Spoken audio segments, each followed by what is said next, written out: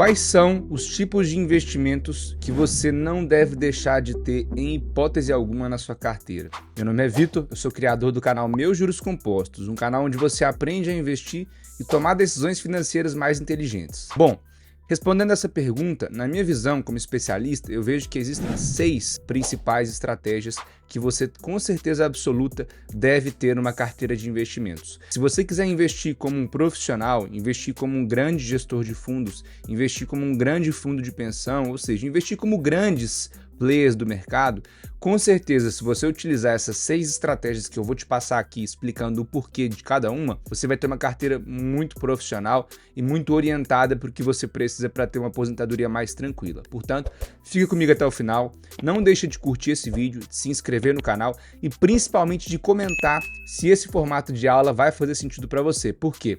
Eu vou fazer essa aula junto com você, eu vou criar essa aula do zero junto com você para que você entenda o meu raciocínio e para que fique, bem claro como que essa estratégia funciona na prática para a sua carteira de investimentos. Bora lá? Vamos começar essa aula falando sobre as 6 principais estratégias que eu não deixaria de ter em hipótese alguma dentro da minha carteira de investimentos. Como eu falei, eu vou construir esse raciocínio aqui junto com vocês, tá? O tema dessa aula é, obviamente, 6 estratégias que eu não deixaria de ter em hipótese alguma na minha carteira. Vale ressaltar, turma, que o exemplo que eu trouxe de você investir como um profissional realmente é verdade. Eu vou fazer aqui algumas adaptações, porque a gente está falando de pessoa física e não de empresa. Eu vou trazer alguns investimentos aqui que, obviamente, as empresas não têm. Então, é uma pequena adaptação para um investimento ou outro que eu vou explicar o motivo para vocês, beleza? Vamos lá. Eu vou fazer em quadros, na verdade, para ficar mais fácil, em figuras, exatamente. A primeira delas é a nossa boa e velha reserva de emergência. Quando você considera em fazer uma estratégia de investimentos, você precisa ter uma reserva de emergência para que ela resolva alguns problemas para você, para que ela solucione alguns problemas para você. O primeiro deles é o seguinte: imprevistos de baixo impacto. Então a reserva ela funciona dentro de uma estratégia de investimentos, de planejamento financeiro, porque ela consegue te auxiliar em situações que têm um baixo impacto na sua vida. O que significa um baixo impacto, Vitor? São situações em que, ao acontecer o fato relevante na sua vida, a sua capacidade futura de geração de renda ela não vai ser comprometida. Então, para isso, você precisa ter uma reserva para poder fazer frente a essas questões. E a reserva, tem até um vídeo no YouTube, eu vou deixar aqui o link para vocês poderem assistir depois, mas para que ela possa ser respeitada, ela tem que ter aqui basicamente 3 requisitos. Ela tem que ter uma alta liquidez, ela tem que ter um baixo risco e ela tem que ter uma rentabilidade ok. Rentabilidade ok significa uma rentabilidade compatível com o que o mercado oferece. Então, se você tem um investimento e ele funciona respeitando esses 3 requisitos, ele pode ser sim a sua reserva. Um outro ponto que a gente tem que falar da reserva de emergência é de que o valor que a reserva tem que ter varia muito de pessoa para pessoa. Nesse vídeo, como eu falei, eu comento sobre o valor ideal. Mas para ficar mais fácil aqui, para ficar resumido nesse vídeo em que o foco é a gente falar de construção de carteira, a reserva tem que ser em torno de 3 a 12 vezes o seu custo de vida, tá? Para ficar mais fácil. Lembrando, o vídeo que eu postei no YouTube fala de uma forma mais detalhada sobre como você pode fazer o cálculo da sua reserva. Tá? Por que é importante ter a reserva, continuando nesse mesmo papo, nessa mesma lógica? Porque muita gente negligencia o fato de que a reserva é um dinheiro que rende pouco. Só que o foco da reserva, vou até colocar aqui para ficar em letras garrafais, vamos dizer assim, o foco da reserva é te proteger. Foco não é em render. Por que eu falo isso? Ah, Vitor, mas quando a taxa de juros estava a 6% ao ano, significa que não valia a pena eu fazer a minha reserva de emergência porque pagava muito pouco? Não. A taxa de juros pode estar a 6, 7, 8, 10, 20, 50, o que for, que você tem que ter a estratégia de reserva de emergência para a sua carteira de investimentos. Então, o foco dela é te proteger, vou até deixar aqui em negrito, principalmente em situações, em imprevistos que tenham um baixo impacto. Novamente, imprevistos aí que depois de acontecer o fato relevante, a sua capacidade de geração de renda futura não é comprometida. Exemplo, você precisou emprestar dinheiro para alguém, seu carro estragou, você precisou custear o hospital de alguém, enfim. São coisas que ali você tendo um recurso parado, que não rende, né, da forma como você gostaria, te protegem para que você possa fazer frente a essas questões. Então, a primeira estratégia aí é a reserva de emergência, beleza? Turma, comentem aí se vocês acham que está fazendo sentido o que eu estou falando, se vocês já têm reserva de emergência, se não tem, quanto que tem, se é 3 vezes, 12 vezes. Comentem aí um pouco sobre a situação de vocês de vida para que a gente possa, nos comentários aí também ajudar a formatar a melhor carteira possível para você. Continuando aqui, a gente tem uma segunda estratégia, eu vou fazer tudo em ordem cronológica, tá? Do que eu acredito. A gente tem a estratégia de seguro. Aqui, a gente tem um leve preconceito ainda pelas pessoas contra, né, o seguro de vida. Primeiro, porque as pessoas acreditam que o seguro ele só protege a vida. Segundo, porque elas acreditam que é algo supérfluo. Elas acreditam que não faz sentido pagar por algo que vai proteger a vida delas. E às vezes faz mais sentido para elas pagar um seguro de celular do que um seguro que protege a própria vida, né? Vai saber. Mas enfim, dentro da estratégia de planejamento financeiro e de investimentos, é muito importante que você tenha um seguro. E aí, por que as pessoas muitas vezes pecam nisso? Porque elas acreditam que o seguro ele só protege a vida. Mas eu tô aqui para te falar, não sou corretor de seguros, tá? Mas eu entendo um pouco desse mercado porque eu sou planejador financeiro. Eu tô aqui para te falar o seguinte: não existe só seguro de vida.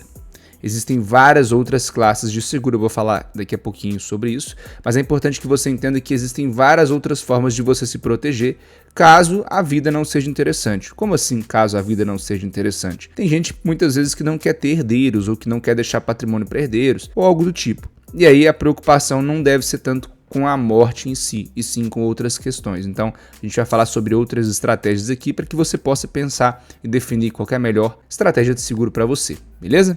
Continuando aqui, o seguro é uma estratégia muito importante dentro do planejamento financeiro, porque ele lida com uma situação que a reserva não lida, que é basicamente a seguinte: o seguro ele lida com imprevistos de alto impacto. Por que alto impacto? Porque a diferença do seguro para a reserva é a seguinte: o seguro, caso aconteça algo, a sua capacidade de geração futura de renda ela vai ser comprometida. Então, se você tiver uma doença, se você ficar inválido, perder um braço, uma perna, enfim, se você falecer, os seus herdeiros, no caso, os seus dependentes, eles vão ter uma capacidade de geração futura de renda comprometida. E você, obviamente, também, caso aconteça algum tipo de fato relevante com você. Então, a diferença do seguro para a reserva de emergência é que o fato relevante é de alto impacto, ou seja, ele coloca a sua vida futura em risco. Por isso que os dois não são a mesma coisa. Os dois são coisas diferentes que têm que ser dimensionadas da forma correta e que têm que ser utilizados em conjunto. Um seguro ele te ajuda sim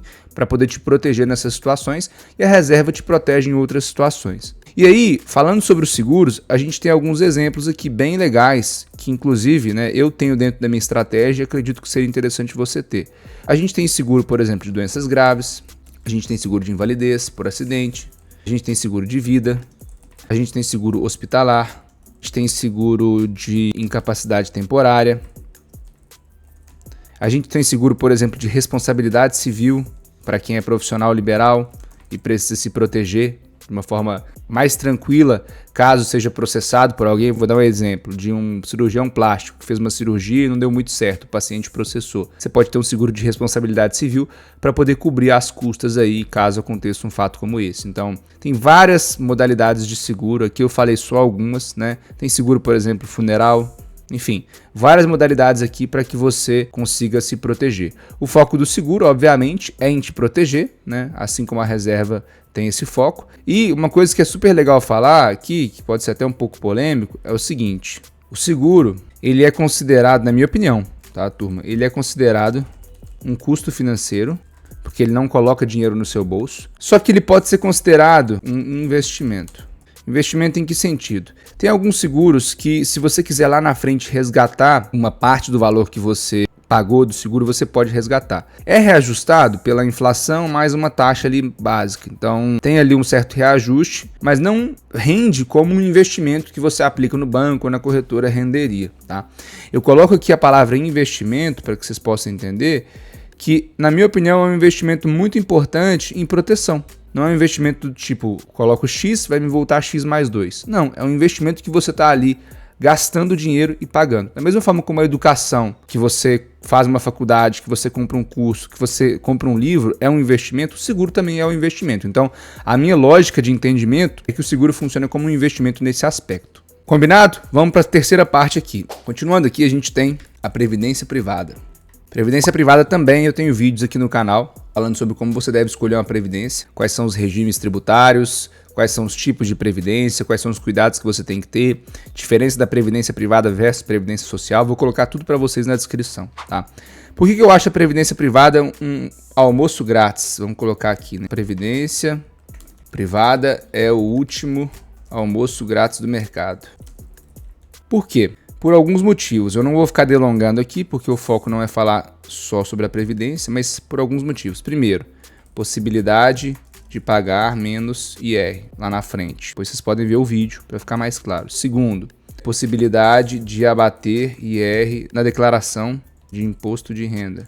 Tem um modelo que se chama PGBL que te ajuda a fazer isso. A gente tem, por exemplo, a não incidência de come-cotas. É um imposto que incide sobre os investimentos convencionais e que dentro da Previdência isso não acontece. A gente tem a possibilidade de sucessão mais tranquila. Por quê?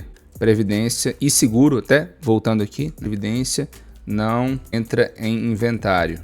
Seguro também não entra em inventário. Então aqui, turma, só para fazer um adendo, isso aqui é uma estratégia que você pode pensar para a sucessão, porque o seguro não entra em inventário. Inventário, basicamente, para quem não sabe, é o processo de abertura dos bens da pessoa que faleceu. No Brasil, esse processo ele tem um custo aí estimado de 10 a 20%. Eu estou abrindo um pouco mais o leque, só para poder ficar mais claro para vocês. Mas se, por exemplo, um familiar seu que faleceu tem R$1 milhão em aplicações financeiras, carro, bens, enfim, R$1 milhão somando tudo. Você que é herdeiro vai gastar em torno de 100 a 200 mil reais para poder acessar esse patrimônio. Então, tem que ter um seguro para poder também proteger desse aspecto. Então a previdência privada tem aqui alguns benefícios, né, vamos dizer assim, que é muito interessante você ter. E o principal deles, né, além de todos esses, é, obviamente, não depender do governo para a sua aposentadoria. A previdência privada é sua, meu amigo, minha amiga. Ela não é do governo.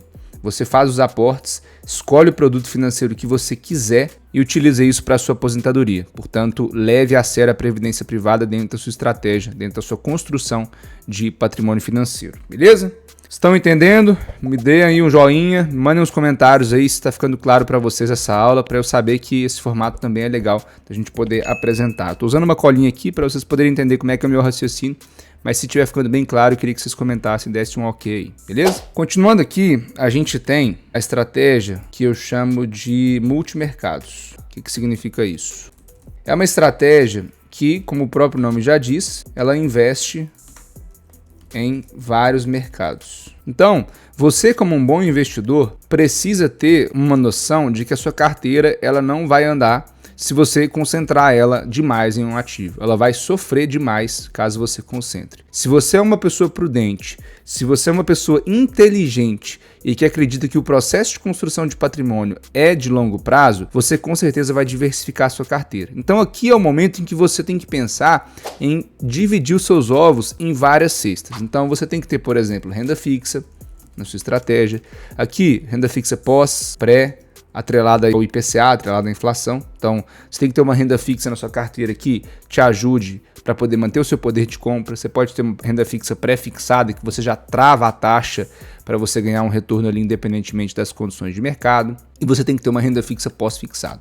Você tem que ter, por exemplo, estratégias em ações. Então, ações aqui, no caso, de grandes empresas, né, que a gente chama large caps, de pequenas empresas, small caps. Por quê?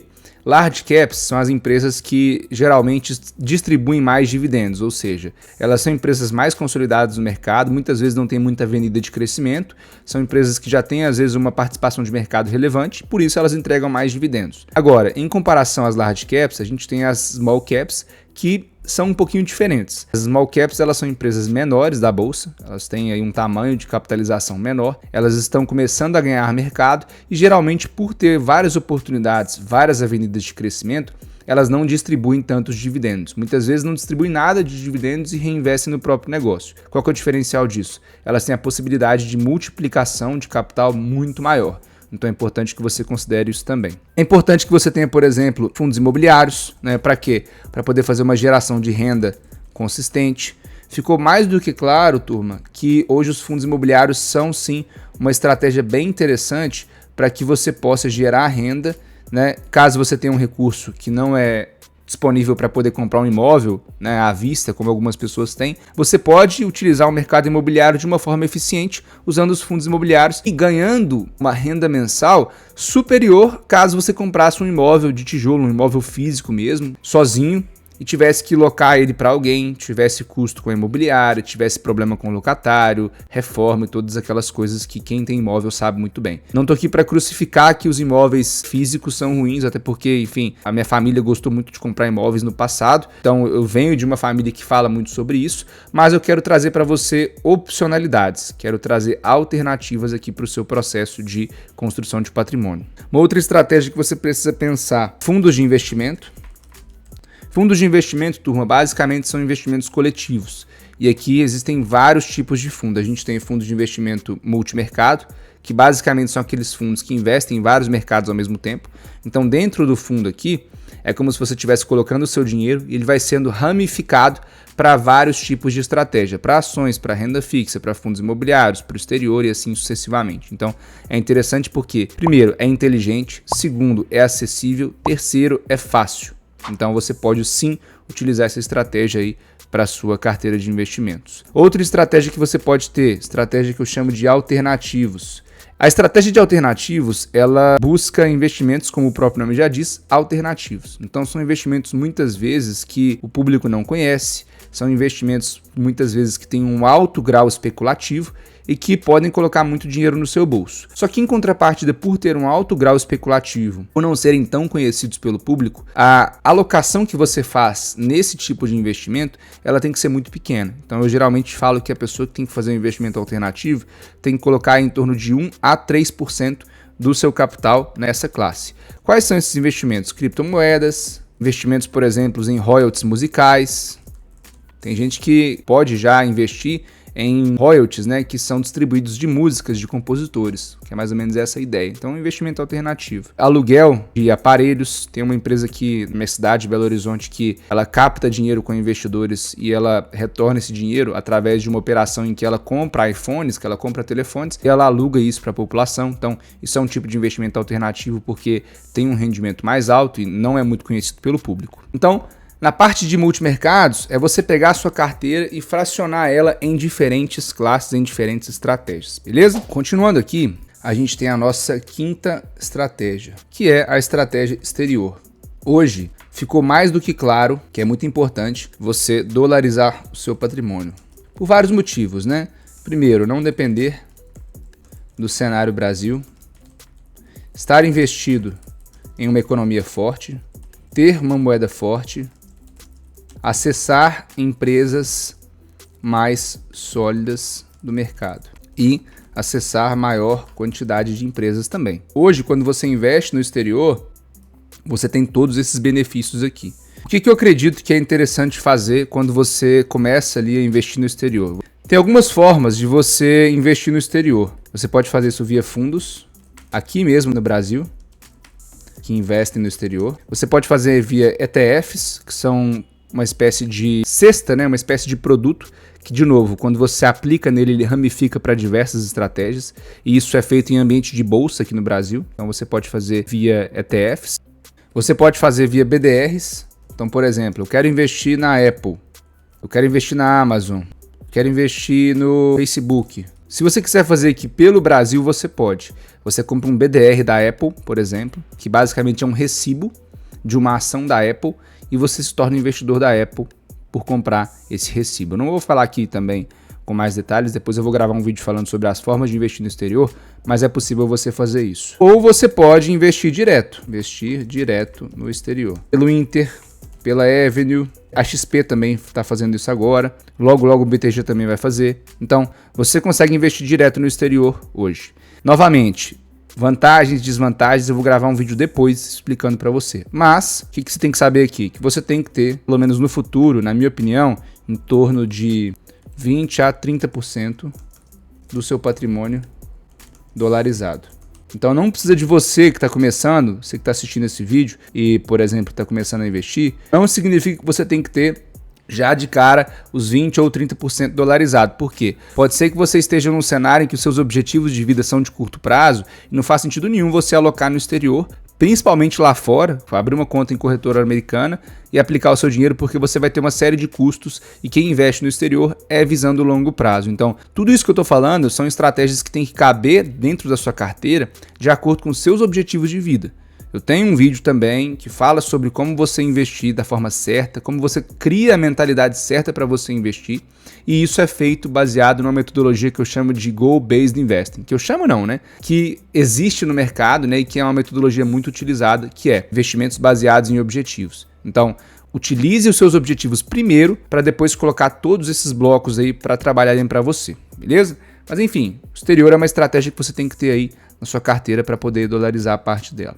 E por último, você tem que ter o que eu chamo de reserva de oportunidades. É diferente da reserva de emergência. Por quê? Reserva de oportunidades, novamente, como o próprio nome já diz, ela é utilizada para oportunidades. Turma, se tem um negócio que mais dói o ser humano, é você observar uma oportunidade de mercado e você não ter capital para poder aportar, você está todo investido. Já aconteceu comigo isso, quando eu comecei a investir, então, se eu estou falando isso é porque eu já passei por essa situação e essa dor eu já tive. Então eu quero que você não tenha, em hipótese alguma, essa dor aí quando você vai fazer os seus investimentos. Principalmente na pandemia, né? Em 2019, quando eu comecei a investir, vou contar uma breve história aqui, eu estava vendo um cenário de bolsa subindo, aquela ganância de querer ganhar dinheiro, eu aloquei todo o meu dinheiro em bolsa. Conclusão, a pandemia entrou, eu perdi mais de 40%, 50%, não lembro na época, de valorização, de queda da minha carteira. Obviamente não resgatei, mas a minha carteira chegou a cair mais de 40% e eu não podia fazer nada, eu não podia comprar nenhum ativo porque eu estava todo investido. Então, é muito importante que você tenha uma reserva de oportunidades. A ideia aqui é que ela funcione como uma reserva de emergência. Em que sentido? Ela tem que ser alta liquidez, tem que ser baixo risco e tem que ser uma rentabilidade ok. Então, é um investimento que funciona basicamente como a reserva funcionaria, só que ele vai ser um investimento que você vai chamar de reserva de oportunidades. E na minha opinião, você tem que ter em torno de 10 a 20% da sua carteira em um investimento como esse. Novamente, cenário de mercado, bolsa subiu, bolsa caiu, dólar caiu, enfim, qualquer oportunidade que você enxergar, precisei comprar um imóvel, precisei entrar num negócio, enfim, qualquer coisa que você acredite que seja uma oportunidade, utilize a reserva para isso. Por quê? Porque você não vai dilapidar o seu patrimônio, então você vai ter uma caixinha específica para isso. Segundo, se você não tivesse essa reserva, por exemplo, iria resgatar de um investimento que estaria caindo e iria perder mais dinheiro ainda por conta disso. Então é uma forma que eu vejo que é inteligente, que pouca gente usa, tá? Poucas pessoas usam, meus clientes todos usam, lógico, poucas pessoas usam e que eu vejo que você deveria pensar em fazer uma gestão mais assertiva do seu dinheiro. A reserva de oportunidades, ela te ajuda a não dilapidar o seu patrimônio e a aproveitar oportunidades, beleza? 6 estratégias que eu não deixaria de ter em hipótese alguma na minha carteira. Então, reserva de emergência, seguro de vida, previdência privada, fundos multimercados, né, estratégias multimercados que investem em vários mercados, exterior e a nossa reserva de oportunidades. Turma, então basicamente é isso que eu queria passar para vocês, as 6 estratégias que eu acredito muito que você tem que ter na sua carteira. Você não precisa ter todas ao mesmo tempo, até uma pergunta que pode surgir nos comentários e que eu já quero me adiantar, é de que você não precisa ter todas ao mesmo tempo. Na minha opinião, se você está começando, tá, vamos separar aqui em tipos de investidor, em classes de investidor. Se você está começando, você precisa ter obrigatoriamente essas duas aqui, ó, reserva de emergência e seguro. Com esses dois aqui, essas duas classes aqui, né, de estratégias, você com certeza está protegido e preparado para criar o seu plano financeiro. Por isso que eu coloquei em ordem ali, vamos dizer, de importância, em ordem cronológica. Depois, você vai galgando aqui os investimentos de acordo com o que você busca aí para sua estratégia e principalmente de acordo com seus objetivos. Se você gostou do vídeo, não deixa de se inscrever e de curtir para a gente entender que a gente está sendo relevante na construção de conteúdos que vão sim agregar na sua vida financeira. Fechado? Um abraço e até o próximo.